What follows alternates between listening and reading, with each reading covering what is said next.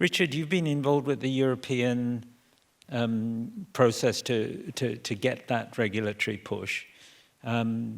What's your experience? Are regulators willing to create a minimum floor for reporting? And if not, what can we do about it?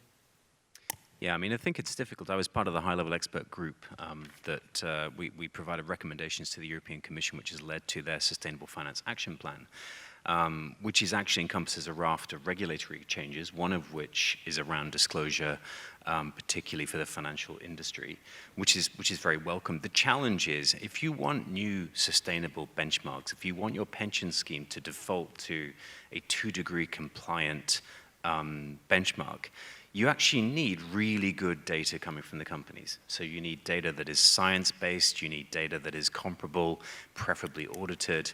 And we analyze 16,000 companies all over the world every year. We've done that for many years now. And we provide that data to asset owners, to asset managers, banks. And it's difficult, even today, even with some regulatory push, to get consistency in that reporting across the world. One of the reasons is companies, we engage every single company actually, and we verify our information with those companies directly. Companies have different accounting methods for CO2 emissions versus their financial accounts. Some will use a control method of accounting for CO2 emissions and the other methods for their financial accounting. So you have apples to oranges comparisons straight away. Some will exclude certain aspects of their operations. They might report extremely well on Japan, but very poorly on China.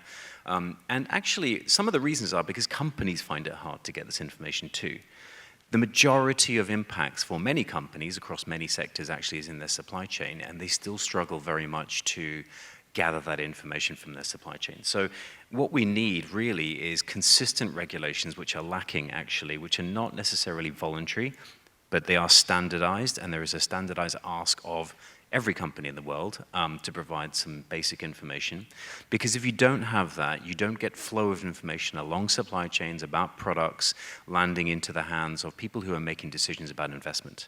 You could argue that's ticking the box, that's too boilerplate, let's leave it up to the companies to disclose what is material, what is relevant to them.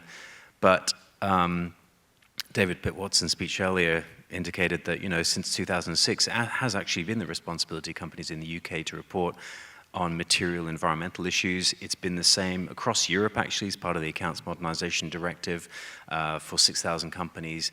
And yet we have still not seen an increasing level of sophisticated reporting on climate change until major pushes like the TCFD has recently been pushing. So I think we're a long way away, and I think regulators actually need to heighten their ambition a little in terms of pushing for disclosure.